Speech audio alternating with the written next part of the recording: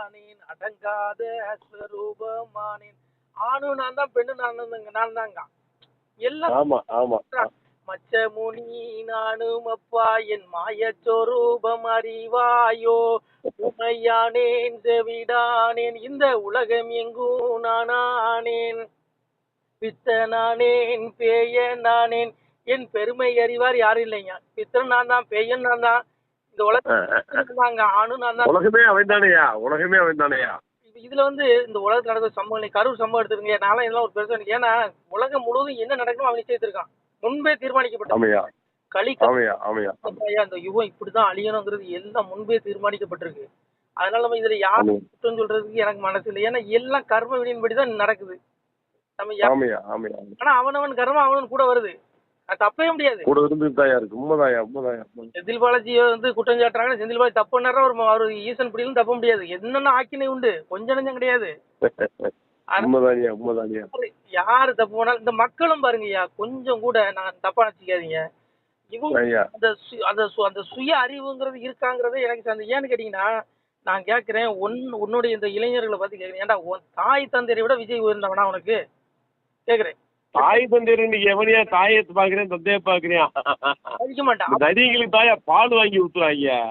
பெண் பிள்ளைல பாருங்கய்யா, ஆண்களை விட்டுருங்க, பெண் பிள்ளைங்க அதுக்கு அந்த கூட்ட நெரிசல, ஐயோ இது என்னங்க மாயை, ஏன் பயமா இருக்குங்க. அந்த கூட்டத்தை பார்த்தாலே நமக்கு நடக்கும்போது இவங்க அதுல போய் விழுந்துட்டு ஐயா சொல்றீங்க இல்லையா, களியம் பிறந்திருக்கான்னு சொல்லிட்டீங்க இல்லையா.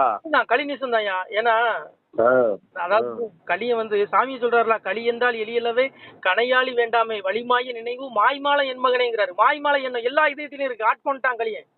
உங்களுக்கு சாமி சிவபெருமா மாயவரை கூப்பிட்டு பெருமாளை கூப்பிட்டு சொல்லுவாரு, எப்பா களி இருக்கும் தாங்கல நீ போய் அழிச்சிட்டு வான்னு சொல்லும் பொழுதுதான் மாயவர் சொல்லுவாரு களி என்றால், அதான் சொல்லுவாரு களி என்ற சொல்லை சாமி சொல்லுவாரு பாருங்க, களி என்ற சொல்லை காதில் மிக கேட்டதுண்டால் சளிவாகி மேனி சடலம் இருளாகுமல்லோ, மெய் பேச வேணுமென்று மேவி மிக இருந்தாலும் பொய் பேச புத்தி பொலியும் போடு போடன, வாளாயுதத்தாலே வாய்த்த கணை அம்பாளே பாலாக்க என்றாலும் படாதே களியே, ஆறு பிறவி அளித்ததுவும் எந்தனக்கு நீரு போல் என்னதுகான் நிற்களியை பார்க்கலை. மாயவர் பெருமாள் சொல்றான், என்னால இந்த களியை அழிக்க முடியாது, நீ கொடுத்தவர் அப்படின்னு சிவனே, நீ கொடுத்தவர் அப்படி என்னால அழிக்க முடியாது. ஆறு பிறவி நீ அவனுக்கு வரத்தை கொடுத்த, நான் போய் அழிச்சிட்டேன். ராவணனா வந்தான், துரியோதனா வந்தான், கம்சனா வந்தான், இரணியனா வந்தான், அழிச்சிட்டேன். ஆனா இந்த பிறவில நீ என்னுடைய வரத்தையும் சேர்த்து அவனுக்கு கொடுத்துட்டியே, எப்படி போய் அழிக்க முடியுங்காரு. களிங்கிற சொல்ல ஏனி சடலை முறையில் ஆகுது. அதனால இவனை அழிக்க கஷ்டம். ஆனா எப்படி அழிமா, அந்த களி எப்படி அழிமா, சாமி சொல்றாரு களி தன்னந்தன்னாலே மாளுமா, அவனுக்கு அவனே தேடிக்குவாங்காரு, நரகம் போயிடுவான். ஏன்னா சிவஞான நினைவே இல்லைங்க, மனுஷ பிறப்புக்கோவா காரியம். என்ன கேக்குறேன், இந்த சினிமா முன்னாடி போய் மலஞ்சாலம் கழிக்கிறவங்க முன்னாடி போய் மாயையில அவனுடைய அந்த அழகு, அந்த அவனுடைய நடிப்பு, அந்த மோகத்துல போய் விழுறானுங்க அவனுங்க விட்டில் பூச்சி மாதிரி. இதனால இவனுக்கு என்ன கிடைக்க போகுது, ஒரு மண்ணங்கட்டியும் நடக்காதுங்க. அந்த கலியும் முடிகிற வரைக்கும் எந்த ஆட்சியாளரையும் ஒழுக்கமா பார்க்க முடியாது. ஏன்னா சாமியே சொல்றாரு, சொல்றாரு தெய்வ நீதம் தேசமதில் காணாது, மைனறிய பெண்ணார் மனு நீதம் காணாது, ராஜ்ய நெறி நீதம் ராஜ்யத்தில் காணாது. அரசாங்க ஆட்சியாளர்கள் ஒழுக்கமா எவனையும் பார்க்க முடியாதுங்காரு. எவன வேணாலும் இருக்கட்டும், நீங்க பொதுவாக எந்த அரசியலும் எடுத்துக்கோங்க, நான் எவன் குறிப்பிட்டு சொல்ல மாட்டேன், எல்லா பயிலும் சுயநலவாதி தான், எல்லா பயிலும் சுயநலவாதிங்க. மனுநீதம் அதாவது தெய்வ நீதம் தேசமதில் காணாது. இதனால ஆட்சி ஒழுக்கமா நீதியோட ஆண்டாதான் தெய்வத்துடைய ரட்சிப்பு இறங்கி வருமா விண்ணுலகத்துல இருக்கு. ஆனா அது வராதுங்காரு சாமி, தெய்வ நிலைமை தேசம். அதனால இவ்வளவு அழிவு இவ்வளவு கொடுறோம். அப்புறம் மைனறிய பெண்ணார் மனு நீதம் காணாது. சாமி சொன்னார் பாருங்க, கள்ளக்கணவருடன் கருத்து மிக மாதிரி இருக்கான். களியில நிறைய எல்லா பெண்களையும் சொல்லல, ஏதோ ஒன்று ரெண்டு நிறைய அந்த மாதிரி சம்பவங்கள் இருக்கு. இன்னைக்கு கூட ஒரு செய்தி வந்திருக்கு, புருஷனை கள்ளக்காரன் வச்சு தீர்த்து கட்டிட்டான்னு சொல்லி. இப்படி எத்தனை செய்திங்க, எத்தனை செய்தி. அப்போ சாமி சொன்னது நடக்குது, இன்னைக்கு பகவான் சொன்னது நடக்குதா, கலியுகம் அழிக்குது, கலியுகம் அழிய போகுதுன்னு நீங்க அறிகுறி சாமி சொல்லிட்டாரு, நீ அழிஞ்சிரும், தர்மயுகம் வரப்போகுது. அதனால அது வரைக்கும் இந்த நீசம் தொடரும். ஏன்னா இருக்கிறது கள்ள கணவருடன் கருத்து மிக மாதம் இருக்காம். இதுக்கு விளக்கம் கொடுக்க முடியுமா, நடக்கா இல்லையா, இது அப்பா சொன்னது.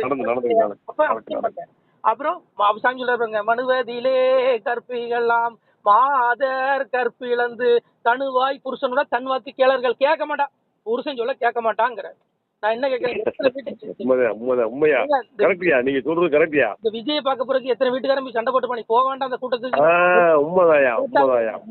இந்த நான் இங்க பாருங்க, நான் சொல்ல இது அப்பாவுடைய வார்த்தை, இவ்வளவு கேட்க மாட்டான்னாரு. அததான் சாமி சொன்னாரு, சேவல் கோழி எல்லோ கூவும் என்று சொல்லுவார்கள், பெட்டைதானும் கூவ கண்டேன் சிவனே ஐயா.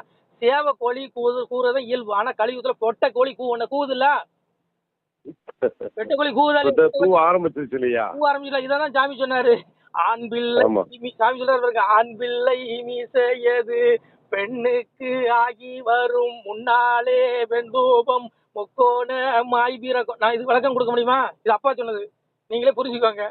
ஆண் பிள்ளை மீசையது பெண்ணுக்கு ஆகி வரும். அதெல்லாம் இங்க பாருங்க, அந்த கழிவு அழிகிற வரைக்கும் இதுதான் நடக்கும். இங்க எவன் வந்தாலும் எவன் ஆட்சி வந்தாலும் ஒண்ணு மண்ணாங்கட்டியும் நடக்காது. அப்பா சொல்லிட்டாரு, தர்மயுகம் வர வரைக்கும் இப்படிதான் மகனே இருக்கும். ஆனா தர்மயுகத்துல சாதுக்கள் மட்டும்தான் இருப்பான். சாமி அதையும் சொல்றாரு, மாசு களியறுத்து மக்கள் உரிமித்தவுடன் பாசு பதம் வாங்கி பாலன் கையால் நான் கொடுத்து பூப்பிடுதல் ஒன்றில் குவளையத்தை நான்கிறக்கி சாப்பிடுவேன் நஞ்சை வாழைப்பின் பாலரை. அதாவது இப்ப சாகக்கூடிய ஆத்மாக்கள் அப்பாவை தேடினா முடிச்சதுக்கு போயிருவான், மீது எல்லா பேரும் நரகத்தான் போவான், வரமாட்டான். ஆனா தர்மயுகத்துல சாதுக்களாகிய நல்ல பிள்ளைகளை நல்ல ஆத்மாக்களை நான் வந்து தர்மயுகத்துல படைச்சு வாழ்வு கொடுப்பேங்கிற அந்த கழிவு தளிச்சு, அதாவது மாசு களி அழிக்கப்பட்டது. கழிவு அழியும் போது இந்த அறிகுறி நடக்கணும். நடக்குதா இல்லையா? அதனாலயா இங்க பாருங்க, எல்லாம் நீதான் குறையிட்டீங்க. எவனுக்கும் விளக்கம் கொடுக்க முடியாது. ஒரு பெத்த தாய் மகனுக்கு புத்தி சொல்ல முடியாது. புத்தி சொன்னா கொண்டு போடுவான். அததான் சாமி சொன்னாரு, சாமி மட்டியவர் தாயை மகன் கொள்ளுவார், குட்டி அழித்திடுவாள் கொள்ளுவாள் கொண்டவனை மட்டியவர் தாய் மகன் கொள்ளுவாங்க. ஒரு தாய் ஒரு வார்த்தை திருப்பி பேச மகன் கொண்டான். இதான் களி. இதுதான் ஏன் களி? அப்புறம் என்ன சொல்றாரு, குட்டி எழுத்திருவாள் கொள்ளுவாங்க, கள்ள காதலுக்காக தன்னுடைய குழந்தைகளை கொள்ளுவாளுகளாம். இது அப்பா அன்னைக்கே சொன்னது ஆதியில, கழிவு அழிகிற நாள் இப்படி நடக்கும் மகனே, கழிவு அழிய போதுன்னு நினைச்சுக்கோங்கன்னாரு. நீங்க நடக்கா இல்லையா? இதெல்லாம் அப்பா சொன்னதுயா. இன்னும் சொல்ல மாமியா மருமகள் சண்டை போடுற வரைக்கும் சாமி சொல்றாரு, பண்ணறிய மாமி மருமகளுக்கு மாற்றானாய் மாமி தன்னுள் பூமி தனில் போர் பகையாங்கிற. ஒரு மாமியால் மருமகளும் எப்படி சண்டை போடுவாளுகளாம்? ஒரு நாட்டுக்கு யுத்தம் வந்து அப்படி குடுமி இப்படி அடி, அந்த மாதிரி நடக்குமா? நீங்க நடக்கா இல்லையா? நடக்குதா இல்லையா? இதுதான் களி. கழிய போகுது. இதுல விஜய் வந்தாலும் ஒண்ணும் கிழிக்க முடியாது, எவன் வந்தாலும் கிழிக்க முடியாது. சும்மா இவனுக்கு குடிக்கலாம், நான் வந்தா நல்லாச்சு கொடுத்துருவேன். ஏன் இங்க பாருங்க ஐயா, இறைவன் எவனும் கொடுக்க மாட்டான். இறைவன் ஒருத்த பொய்யாகுமா? வரிக்கு ஒரு மருந்து மாத்திரைக்கு வரி போடுறானுங்க. இவனெல்லாம் விளங்குவானுங்களாங்க, உருப்போடுவானுங்களா? ஒரு ஏழையை நீ ரேஷன் கடையில் நீ ஒரு மயிரும் கொடுக்க, ஒரு மண்ணாங்கட்டியும் கொடுக்க வேண்டாம்டா. நீ மருந்து மாத்திரை இலவசமா கொடுறா, அந்த மக்கள் பொழைச்சிக்குவாங்க. உண்மையா இல்லையா? எதுவுமே தெரியலங்க. யார குறைச்சல, எந்த கவர்மெண்டையும் நான் குறைச்சு வர எல்லா பேரும் அப்படிதான் அதிபர்கள். அதாவது வீடு வாசல் இருக்காது, அங்கங்க பிச்சை வாங்கி சாப்பிட்டு படுத்திருப்பான். அவன் தான் உண்மையான சாமியாரு. அவனை கும்பிட்டா நம்ம சிவனாகிய எண்ணெய் வணங்குவதற்கு சமம். அதான் இறப்ப சொல்றாரு, வருவோம்னா பரப்பன இறப்பனை கை கொண்டார் இணையத்தார் மாமுனியே பரப்பனை கை கொண்டார் பரமேத்தார் மாமுனியே. அதாவது வீடு வாசல் இருக்காது, அங்கங்க பிச்சை வாங்கி சாப்பிட்டு கிடப்பான். அவன் தான் பரதேசமா தெரியும்னு சொல்லுவான் தெரியுமா? அவன் உண்மையான சாமியாரு. ஆனா நம்ம ஆளுக்கு யார்ட்ட இறந்து குடிப்பானா பிச்சைக்காரன் குளத்துல ஆண்டி குளத்துல அங்கங்க இருப்பேன்னாரு. நம்ம ஆளுக்கு அவனை கும்பிட மாட்டான். எவன்லாம் டிவில விளம்பரம் பண்றான், எவன்லாம் கைய மடக்கிட்டு ஆசீர்வாதம் பண்றான், அவனதான் வளர்க்கிறான். அவன் யோகி கிடையாது, போகி மரத்தடியில உழுந்து கிடப்பான், அப்படியே கிழிஞ்சு ஆடையோட படுத்திருப்பான். அவன் தான் உண்மையான சாமியார். அததான் அப்பா சொல்றாரு. ஆனா அவனுக்கு எவனும் நம்ப மாட்டாங்க. சாமியார்னா பெரிய தங்க ஆசனத்துல உட்கார்ந்து இருக்கணும், உத்ராட்சத்தை தங்கத்துல கோர்த்து உத்ராட்சத்தை போட்டிருக்கணும். இவனதான் நம்புறான். இவன் யாரு? இவன் கள்ள உபதேசக்காரன். சாமி அப்பா சிவபெருமான் சொல்ற பாருங்க, நந்தன் நான் என்பான், நாரன் இருக்கோன் ராமன் என்பான், முன் உதித்த சுவாமிகட்கு பின் உதித்து வந்தேன் என்பான், கனலில் இருப்பேன் என்பான், கடலில் நடப்பேன் என்பான். இப்படி அற்புதம் பண்ணு, அதை பண்ணு, இதை பண்ணு சொல்லக்கூடிய மந்திரவாதி பண்ணக்கூடிய கூட்டத்தை நம்புவானுங்களாம். ஆனா உண்மையான வீடு வாசல் இருக்க பிச்சை எடுத்து சாப்பிட்டு ரோட்டரம் படுத்திருப்பான். அவன் தான் உண்மையான சாமியாரு. அவனை வணங்க சிவனாகி என்ன வணங்குறதுக்கு சமங்கிற அப்பா சொல்றான். அவன் தான் சிவன். ஆனா அவன் நம்ப மாட்டாரு நம்ம ஆளு. அவன் ரோட்டோரம் படுத்திருப்பான் எங்கேயாவது. நானும் அவங்களதான் வணங்க, நானும் சாமியார் சொல்லுவேன். ரோட்டோரத்துல படுத்துருக்கா தெரியுமியா? அவங்களதான் வணங்கணும். அவருடைய படுக்கை அவருக்கு அந்த சொர்க்கம் அவருக்கு தானே தெரியும். அதுதான் உண்மை. நன்றியா. சிவாய நம. திருச்சிட்டம்பலம், தில்லையம்பலம், பொன்னம்பலம். சிவாய நம. உறவுகளே, சிவ அன்பர்களே, தற்போது தாங்கள் இந்த வீடியோவில் பார்க்கக்கூடிய இடத்துல ஒரு சிவாலய திருப்பணி ஒன்று நடந்து கொண்டிருக்கிறது. இந்த இடத்துல பார்த்தீங்கன்னா முன்பு ஒரு காலத்தில் வந்து ஒரு சிவாலயம் இருந்திருக்குது. அதாவது இந்த ஏரியா வந்து இப்போ வந்து ஒரு தென்னை மரங்கள் பனை மரங்கள் சூழ்ந்த காடாக இருக்கிறது. முன்பொரு காலத்தில் இங்கே ஒரு ஊர் இருந்ததாக சொல்கிறாங்க. ஆனால் இப்போது சுற்று வட்டாரத்தில் 5 கிலோமீட்டர் சுற்றுலாவில் ஊரே கிடையாது, காடு. இப்போ இந்த இடத்துல ஒரு சிவாலயம் வந்து அமையிருக்கிறது. இந்த சிவாலயத்தில் வந்து இருந்த அந்த சாமியுடைய திருமேனியை வந்து எடுத்து வச்சிட்டோம். திருப்பணி முடிஞ்சதுக்கப்புறம் பிரதிஷ்டை பண்ண இருக்கிற உறவுகளே, தற்போது இந்த வீடியோ பார்க்கக்கூடிய உறவுகள் தங்களால் முடிந்தால் ஒரு சின்ன உதவி செஞ்சு கொடுங்க. எங்கள் இடத்துல பொருளாதாரம் இல்லை, அதனால் பார்த்திங்கன்னா அந்த வேலையெல்லாம் அப்படியே நின்று போச்சு. பாருங்கள், இந்த அப்படியே பாதியிலே நிற்கிது இந்த சிவாலய திருப்பணி வந்து. பக்த கோடிகள், அன்பு உள்ளங்கள், தயவுசெய்து நீங்கள் உதவி செய்ய விருப்பமுள்ள உறவுகள் உதவுங்க. உங்களுக்கு கோடி புண்ணியம் கிடைக்கும். இந்த சாமியோடைய அருள் அனுகிரகம் உங்களுக்கு கண்டிப்பாக கிடைக்கும். இது வந்து ஒரு புகழ்பெற்ற சிவாலயம்னு கூட சொல்லலாம். சாமியோட திருமேனி எடுத்து வச்சிட்டோம். இந்த இடத்துல பார்த்திங்கன்னா ஒரு வாசி தண்டம் இருக்குது. அந்த காலத்தில் ஒரு முனிவர் யாரோ தவம் செஞ்சுருக்காங்க. அவங்களுடைய வாசி தண்டம் அவர் திருக்கரங்களால் எழுதின ஓலைச்சுவடி கூட இன்றும் இருக்குது, இன்னும் பாதுகாக்கப்பட்டு வருது. அது கோயில் திருப்பணி முடிஞ்சதுமே அதையும் நாங்கள் அந்த வழிபாட்டுக்கு வச்சுடுவோம். இந்த சிவாலய திருப்பணி வந்து சாமி திருநாமம் வந்து முக்தீஸ்வரர் அப்படிங்கிற திருநாமத்தில் வழங்குறாரு. நெல்லை மாவட்டம் நாங்குநேரி தாலுகாவில் இந்த சிவாலயம் அமைய இருக்கிறது உறவுகளே. இந்த வீடியோ பார்க்கக்கூடியவங்க ஒரு 2 பேருக்காவது கொஞ்சம் ஷேர் பண்ணுங்கள். இந்த வீடியோ பார்க்கக்கூடிய யாராவது ஒரு சின்ன உதவி செஞ்சால் இந்த ஆலய திருப்பணி வந்து கண்டிப்பாக நாங்கள் வெற்றிகரமாக முடிச்சுடுவோம். பாருங்கள், அந்த வேலை எல்லாமே அப்படியே நிற்கிது. கல்லெல்லாம் இறக்கி போட்டிருக்கோம். இன்னும் நிறைய கற்கள் தேவைப்படுது. சுவாமியோடைய அந்த திருக்கோபுரம் பார்த்திங்கன்னா லிங்க வடிவிலே அமைக்க இருக்கிறோம். உதவுங்கள் உறவுகளே. உங்களுக்கு அப்பா சிவபெருமானுடைய அருள் நிச்சயம் கிடைக்கும்.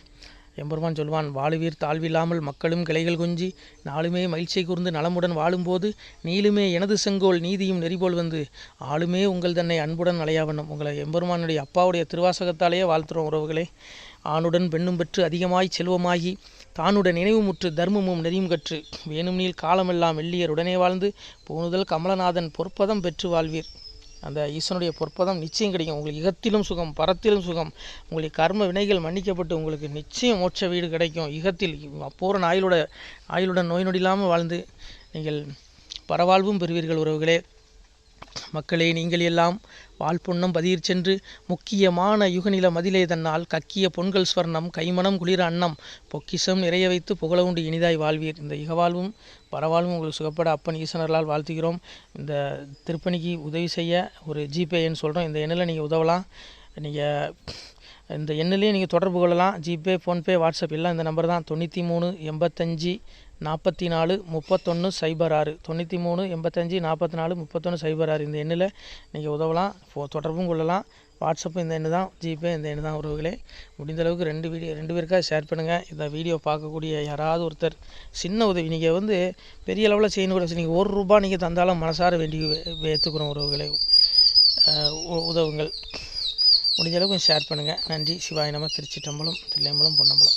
உறவுகளே, நம்ம இந்த இடத்துல வாழ்ந்து மறைந்த ஒரு சித்த மகாபுருஷர் பயன்படுத்திய பல 100 ஆண்டுகளுக்கு முன்பு உள்ள வாசி தண்டம் ஒரு சித்த மகாபுருஷர் பயன்படுத்தியது.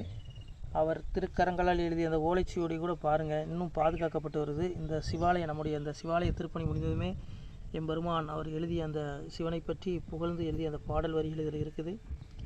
இந்த வாசி தண்டம் அவர் பிரதிஷ்டை செய்த அந்த லிங்க திருமேனியையும் இந்த இடத்துல நாம் இந்த ஆலயம் கட்டி நாம் பிரதிஷ்டை செய்திருக்கிறோம்.